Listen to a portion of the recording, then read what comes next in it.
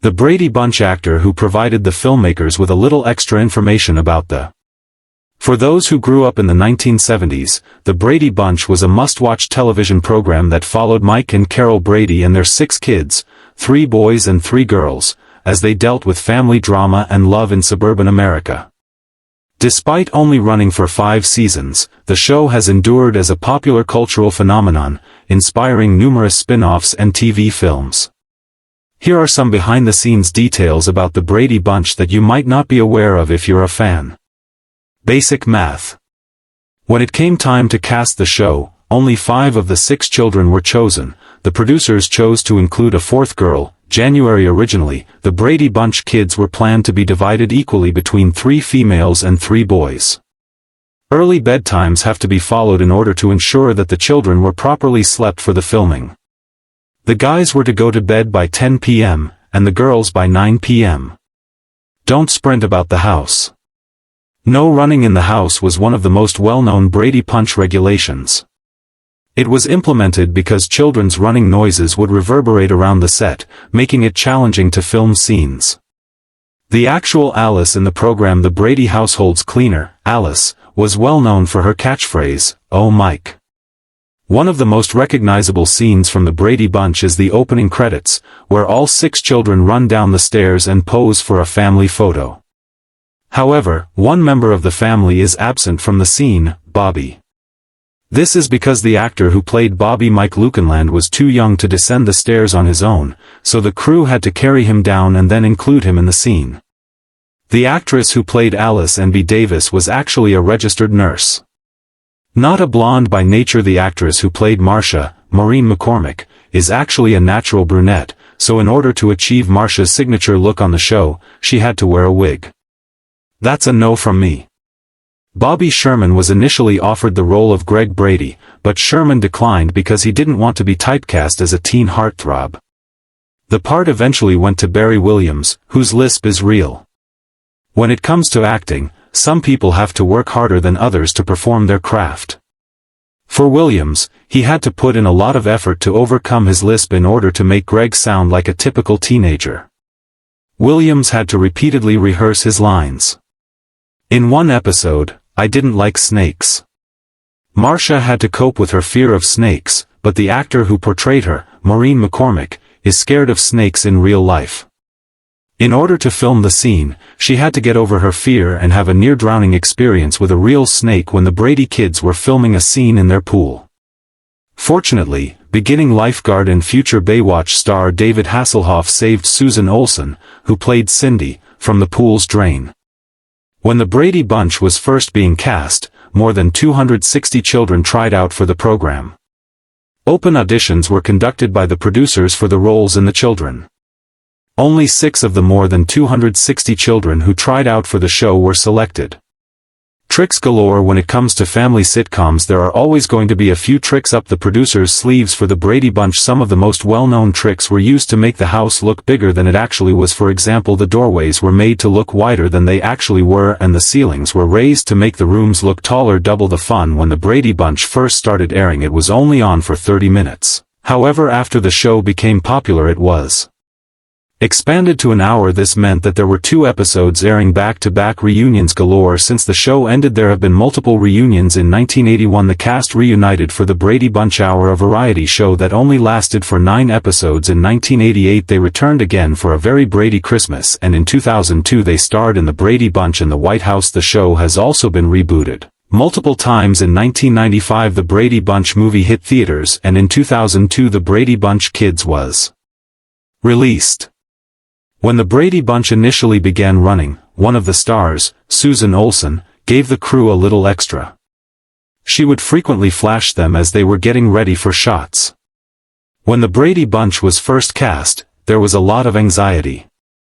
When the Brady Bunch first began airing, Robert Reed, who played Mike Brady, was not a part of the cast because he didn't want to be typecast as a father figure.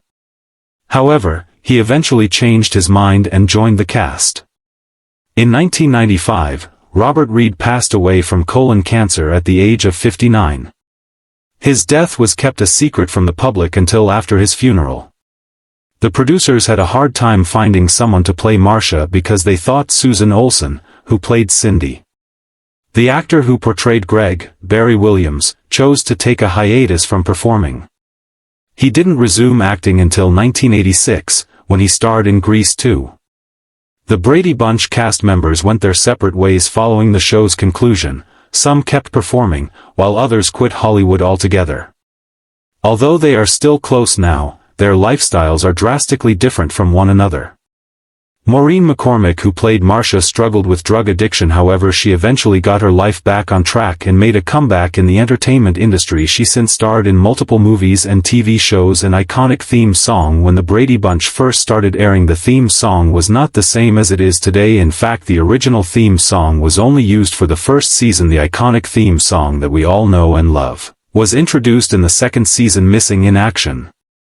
When the Brady Bunch first started airing, the cast was missing one important member, Alice. In the first season, Alice was only seen in flashbacks. It wasn't until the second season that she became a regular character on the show Best Friends for Life. When the Brady Bunch first started airing, the cast was close, but they weren't best friends. In fact, it wasn't until the show ended that they became close. Today they're all best friends, and they even have a group text chain and unexpected romance. When the Brady Bunch started airing, when they were just 10 years old, Susan Olsen and Mike Lookinland, who portrayed Cindy and Bobby, began dating and briefly became engaged.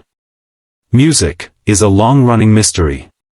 The world was different when the Brady Bunch first started airing. In fact, it wasn't until the show ended that the world began to change. One mystery that had everyone talking was what happened to Carol's first husband in the show. It's never mentioned what happened to him, but it's implied that he passed away. No PDA was allowed. Lookinland, Mike. Following the conclusion of the Brady Bunch, Bobby quit acting. Mike Lookinland, who played Bobby, gave up acting and went on to become a prosperous businessman who currently runs a construction company. Eve Plum. When the Brady Bunch originally began running, Jan wasn't the first person selected for the part.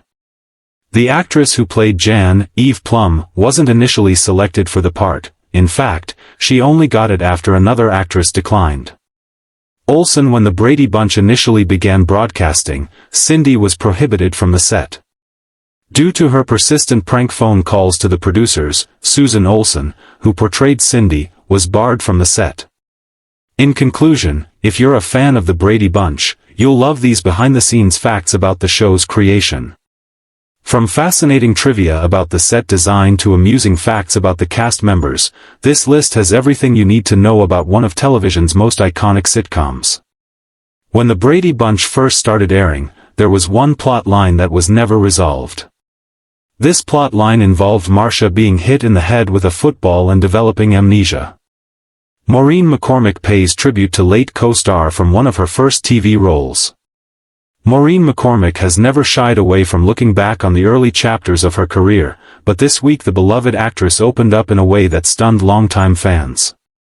In a heartfelt message shared across her social platforms, McCormick paid tribute to the late character actor Daniel Crestwood, a name many younger viewers might not recognize but one that played a quiet yet meaningful role in shaping the actress people came to know and love.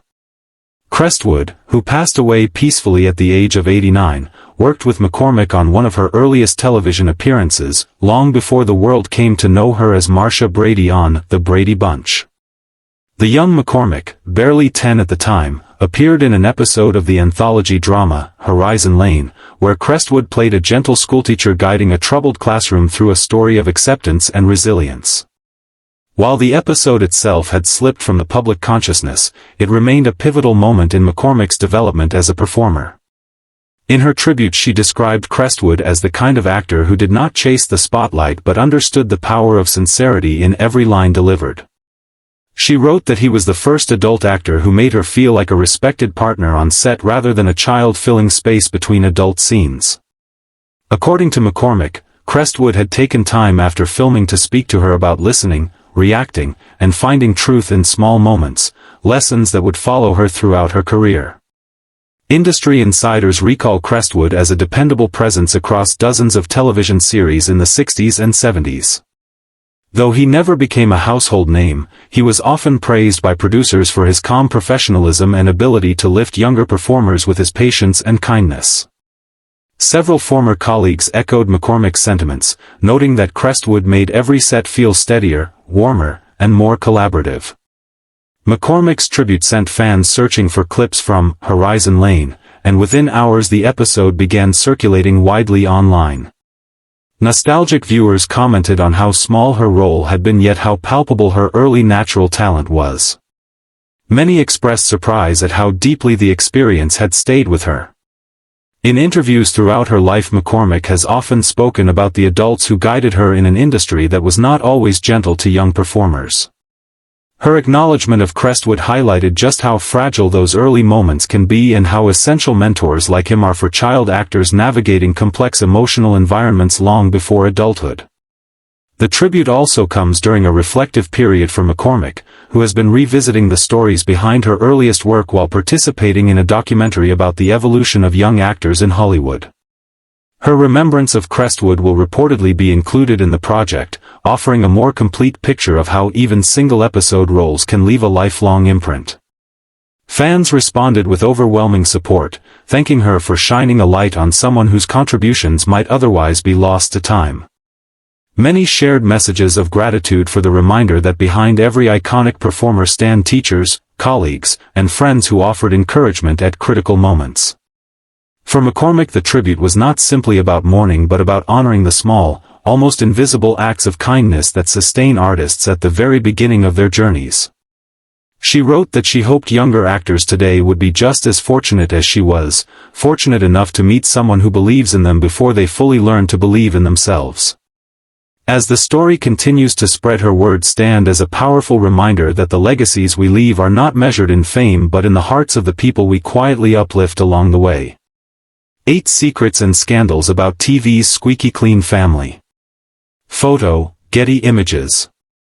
On television, they were the epitome of the wholesome family. Even when the blended clan of 6 children that made up the majority of the Brady bunch did something wrong, it resulted in teachable lessons often delivered by squeaky clean, caring parents Carol and Mike.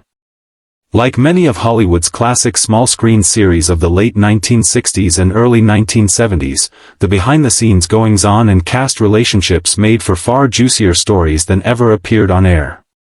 For all the sweet-natured shenanigans of the Bradys, off-screen there was drug use, intimate relationships between the cast, hidden sexuality, and disputes over storylines. More from Biography. The Brady Bunch aired from September 1969 through March 1974 on ABC and was created and produced by Sherwood Schwartz. The series went into syndication in 1975 and has become a rerun staple of cable television. The show followed the day-to-day lives of the Bradys, a blended family of 6 children thanks to the marriage of Mike Brady, Robert Reed, to Carol Martin, Florence Henderson. Mike's children were 3 boys, Greg, Barry Williams, Peter, Christopher Knight, and Bobby, Mike Look Inland, and Carol's 3 daughters were Marcia, Maureen McCormick, Jan, Eve Plum, and Cindy, Susan Olson. Mike was a widowed architect and the story of Carol's first marriage was never fully explained, but the blended group took up residence in a sprawling 2-story house, designed by Mike, in a suburb of Los Angeles. Also ensconced in the shag-carpeted abode was Alice Nelson, and B. Davis, Mike's live-in housekeeper, and the boy's dog, Tiger. Henderson had a risque sense of humor. The role of Carol would be something Henderson, who passed away in 2016, would be associated with for the remainder of her life. The archetypal mother figure, Carol was ingrained in the imaginations of millions of viewers. In real life, Henderson was ingrained in the imaginations of millions of viewers. In real life, Henderson was described as fun-loving and having a bawdy sense of humor. She knew the respect that people had for that character, Lloyd Schwartz, son of Sherwood, said to Variety following Henderson's death. Whenever anybody came up to her to say anything about the show, she was as warm as could be. I saw it a million times. Williams took Henderson on a date. One particular rumor from her time on set would haunt Henderson throughout later life, that she and Williams dated and had an affair. Williams, as eldest son Greg, was 16 at the time and Henderson was 36. In his 1992 memoir, Growing Up Brady, Williams recalled having a crush on his on-screen mom. When those little things called hormones start kicking in, you get excited by even inanimate objects. It wasn't that I sought to bed her, he writes. I just wanted to spend time with her. Henderson, a happily married mother of 4 at the time, humored her young co-star but ensured things never progressed beyond being work colleagues. They did once go out for dinner but were driven by Williams' older brother as Williams was still without a driver's license. That whole thing with Barry got blown way out of proportion, Henderson wrote on her website of the rumor/date. I guess in a sense it was a date, because Barry thought it was. But of course, I had no idea that his intentions were to date me. It has made for a good story though. The Brady Bunch opening credits, photo, CBS via Getty Images. Williams and McCormick dated while playing brother and sister. Williams had more luck with on-screen sister Marcia. In her 2008 memoir, Here's the Story, Surviving Marcia Brady and Finding My True Voice, McCormick wrote of dating Williams during filming, noting that at the time she said to herself, "Oh my God. I'm kissing my brother. What am I doing?" McCormick turned to drugs when the series ended. Only 14 when the series began airing, McCormick said she battled anxiety and personal insecurities due to playing sweet and wholesome Marcia. As a teenager, I had no idea that few people are everything they present to the outside world, McCormick writes. Yet there I was, hiding the reality of my life behind the unreal perfection of Marcia Brady. No one suspected the fear that gnawed at me. Following the end of the series, McCormick's fear was still there, resulting in cocaine and Quaalude abuse and depression. McCormick recalls drug binges at the Playboy Mansion, and even being so out of it she blew an audition with Steven Spielberg for a role in Raiders of the Lost Arkansas. After getting clean in the mid-80s, she says she has come to terms with and even feels acceptance of her Brady character. Williams filmed an episode High. Williams, like many teens in the 1970s, admits to experimenting with drugs. Except unlike most teens, the results didn't end up on television. Enjoying a day off from the set with friends, Williams says they smoked some marijuana. Then, the show producers, called in the middle of this high to go into work, Williams recounted during a Brady Bunch convention talk in 2014. Though he regrets it, Williams said the results can be seen in the 1973 episode, Law and Disorder. I'm a much better actor when I am completely sober than when I'm high. Olsen and Look Inland would make out in the doghouse. Cindy, the youngest member of the Bradys, was often chided for being a tattletale on the show. In real life, Olsen spilled the beans to news.com.au in 2015 about life on the Brady set. When asked whether any of the kids hooked up during filming, Olsen replied that she believed all of us did. We led a sheltered life for part of the year, so if there was anybody to crush on or try to date, it would be our counterparts. According to Olsen, each young actor paired up with their opposite cast member on the show. So, I had Mike and we used to make out in the doghouse when we were 9. Eve always had a crush on Chris, they did kind of hook up later on. And, of course, there was Maureen and Barry. The cast of The Brady Bunch, photo, Walt Disney Television via Getty Images. Photo archives / Walt Disney Television via Getty Images. Reed was a homosexual in real life and kept his sexuality a secret. As Mike, Reed was the level-headed patriarch of the Brady family, doling out words of wisdom with a kindly tone and fatherly hugs at the ready. In real life, Reed, a classically trained actor, was a homosexual who kept his private life under wraps, a not uncommon occurrence at the time due to fears the revelation would impact ongoing career success. Here he was, the perfect father of this wonderful little family, a perfect husband, Henderson told ABC News in 2000. He was an unhappy person. I think had Bob not been forced to live this double life, I think it would have dissipated a lot of that anger and frustration. While many on set knew of Reed's life away from the set, it was never discussed openly. I had a lot of compassion for him because I knew how he was suffering, Henderson said of Reed, adding that she believed coming out was not a possibility due to the era they were in. I don't think the Brady Bunch could have existed at that time with the public knowing that Robert Reed was gay. I just don't think they would have bought it. Reed disagreed with many of the storylines and didn't appear in the final episode.